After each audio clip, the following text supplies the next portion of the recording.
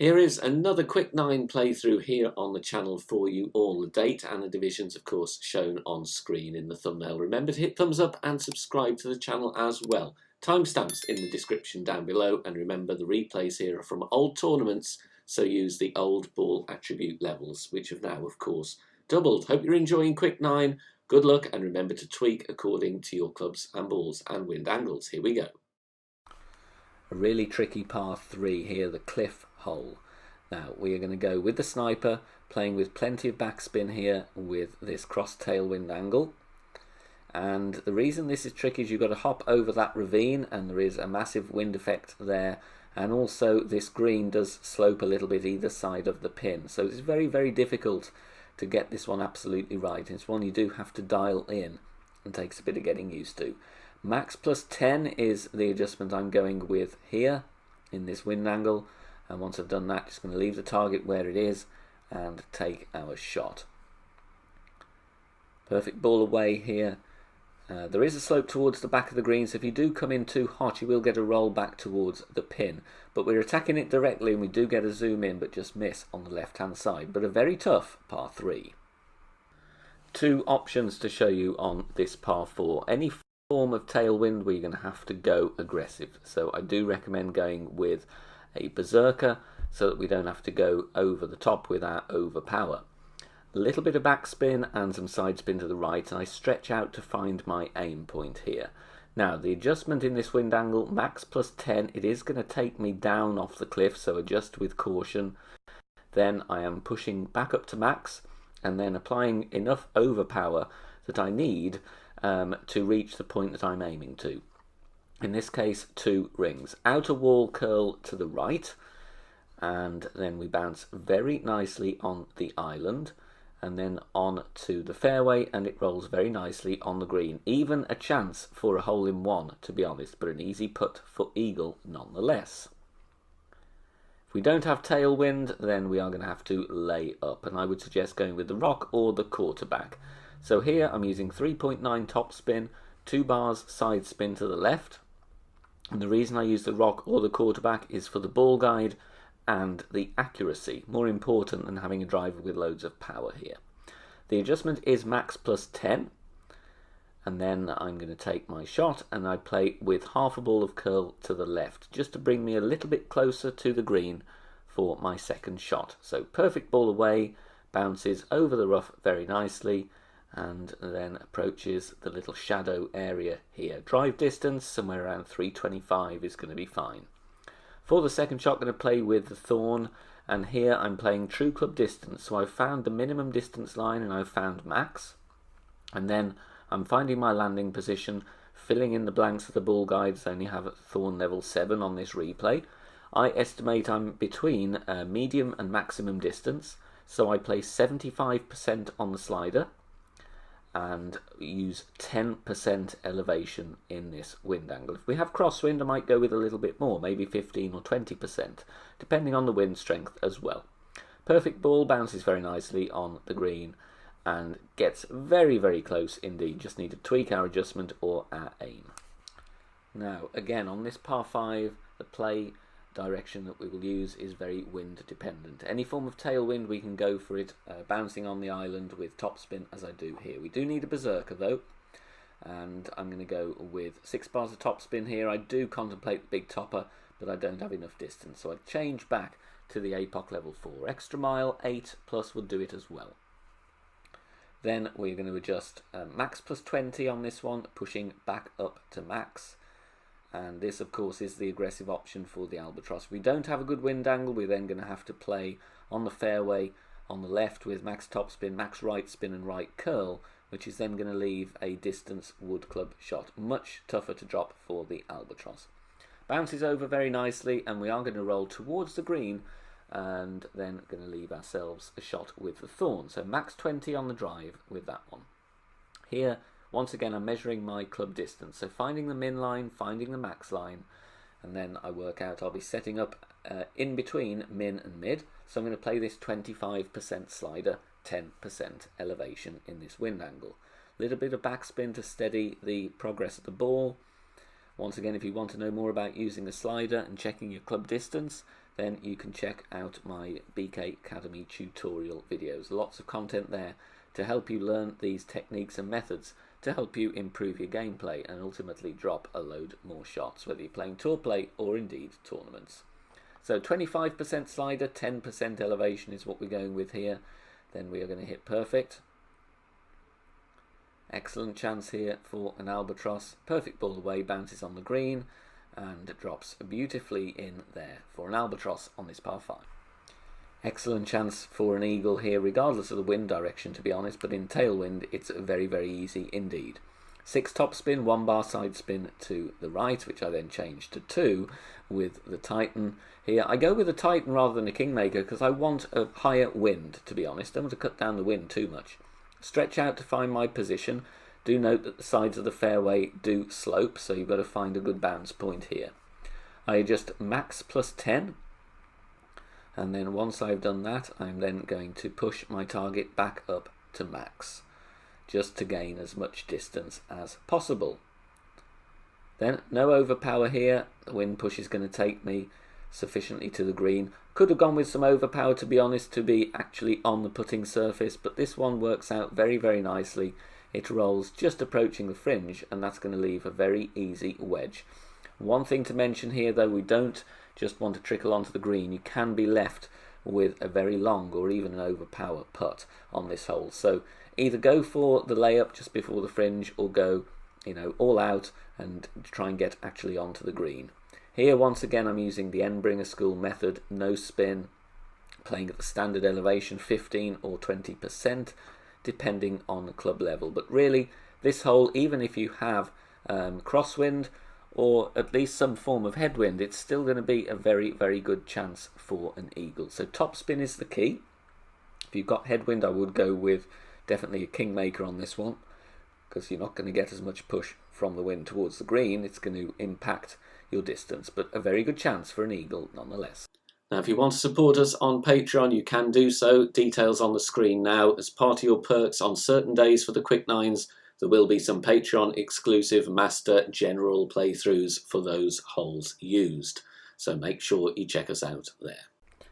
Now, a very short par 3 here. We're going to use the long iron, so I would go with the Grizzly if you have that in a decent level. We do want ball guide and accuracy here. Going with plenty backspin and a little bit of left spin, and this is all about offsetting the ball guide, because the wind push over that bunker is of course going to push us in this wind angle from left to right.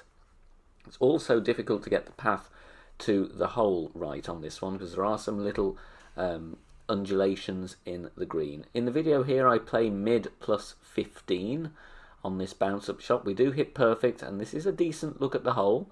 Coming in closely, we do get a zoom in, but just need to tweak our adjustment there. But a decent chance for a hole in one with the bounce up. Hole number 9, the direction of play is going to be determined by the wind angle. Any form of tailwind we should be going over on the left hand side, as I do here. In the end, I dial back from 6 topspin because that's going to be too much. So I go down to 4.5 and 3 bars of left spin. So a Katana or a Kingmaker, very useful here. And we also do need some curl. If you don't want to use APR, you can actually use a quarterback here with a power 3 ball. You will still get over if it's in a high level. Max plus 10. Now, if there's any headwind, then I would suggest you go on the right-hand side on that first patch of fairway and then approach the green from distance with a high-level sniper or even a long-distance wood club, especially if you're going to have direct headwind on the second shot. Playing with a lot of left curl here, and it does bounce over beautifully, and we are rolling on nicely up there on the left-hand side. Second shot here, very good chance at an albatross. This is called the island hop, because we are going to bounce on the island and hop over towards the green over the water. Checking my club distance here, I estimate this to be mid-distance, and I'm going to play this one with 5% elevation in the video example here. Again, crosswind will affect the adjustment, and if you are playing this in a form of headwind, be careful. Make sure your second bounce is comfortably over the fringe, because the wind will, of course, give you a compressed flight of the ball, and it's not going to be as you see here. Leaving the ball guide short with the tailwind that we have. Mid plus 5 is the adjustment here. Just need to tweak this one slightly. We do miss, but it's still a great demonstration of the shot that we will be playing in good wind angles to attack the pin for an albatross on this par 5. Thank you for watching this video here on the YouTube channel. If you want plenty. Now with tailwind here, I am going to suggest another technical approach aiming for the pad here. Applying a couple of bars of backspin here to control the ball in the tailwind, and I'm stretching out to find my aim. I will then adjust max plus 10.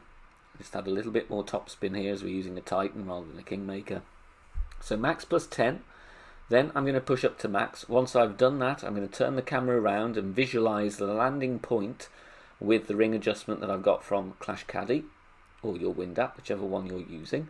And then I work out how many rings of overpower I need to add on to that. So I'm going to stretch out, just visualize my ring value, and then work out that I do need to go with a couple of rings of overpower here. Not aiming on a big patch of fairway, so we do need a perfect ball. Obviously any form of headwind or level crosswind I would lay up on the right and go for the thorn instead.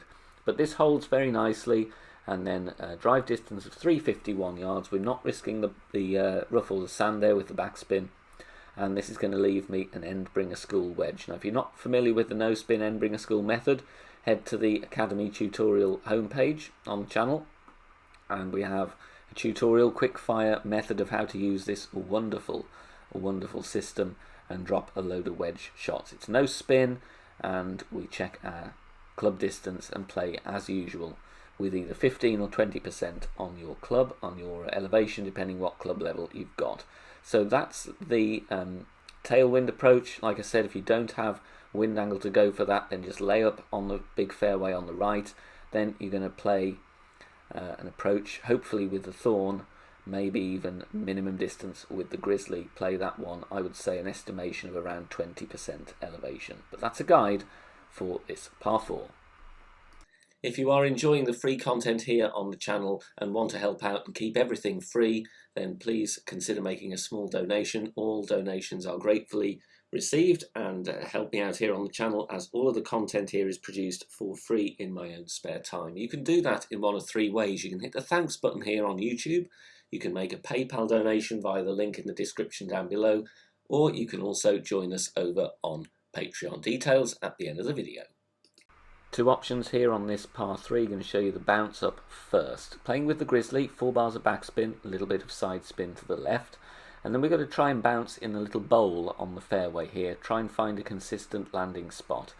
I leave the ball guide right of pin because the wind is going to push us to the left. Adjustment on this one, max plus 10. Using the grizzly once again for the accuracy and the ball guide. So max plus 10 is the adjustment here. This is a slightly trickier shot to drop than the rough bump that I'm going to show you, but it's less technical than the rough bump, so you need to work out which option you will prefer to play. Coming in nicely there, just a little bit short though, but a decent demonstration of the shot.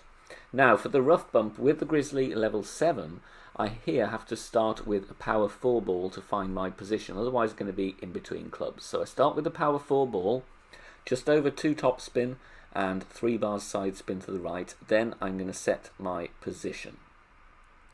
Doesn't have to be a power 4 ball, you could actually set with power 5 ball as long as you've got the right spin. What I'm going to do here is adjust first, max plus 35. Once I've done that, I then switch to Titan, which is of course going to then apply the right amount of side spin as well. We hit perfect on this one. Obviously you have to do the ball switch after your adjustment, otherwise you're going to lose your landing position. Bounces in the rough nicely and takes the slope and creeps in beautifully for a hole in one. So very technical shot, but a great chance.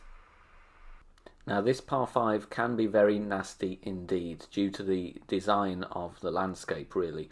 I use a Titan here, you can use a Kingmaker, but if you are worried about getting difficult wind here, then a Berserker will help, in fact in all wind angles.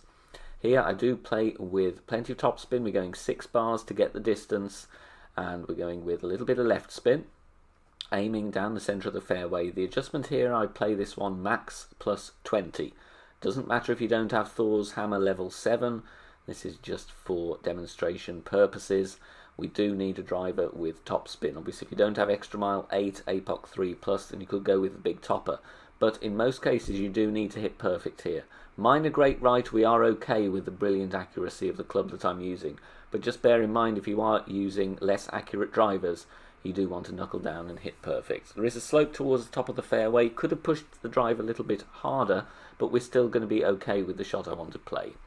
Here, I love using the Guardian, going with the max backspin approach. This is much easier if you have level crosswind or any form of tailwind, but still you've got to encounter the cliff there. We're going max backspin and 1 bar side spin to the left. Stretch out to find my position, and I look at how many rings I am short. I then adjust max distance, 0 elevation, taking care as we are adjusting down the cliff. Then I push up to max. Once I've done that, I spin the camera back round and imagine the number of rings I'm getting from my Clash Caddy, and then estimate how many rings of overpower I need to make it onto the fairway. I will always add a little bit on. Because we aim off the cliff, we are going to lose distance, so just bear that in mind. This is a strange shot, but we just want to land on there and secure the E. Thanks very much for watching this video here on the channel. If it has helped you in any way, please consider sharing it amongst your friends and clanmates in the game. Join us also on Facebook. Head over there, search for BK Golf Clash and join our free group. Loads of members there sharing shots. Free guides are posted, as well as loads of other great Golf Clash resources. So check us out there. You can join in the discussion and also leave feedback on the game in general. Finally, if you wish to help support the channel and keep the content free for everybody, please consider becoming a Patreon member. The link is in the video description down below. Good luck, see you soon, bye for now.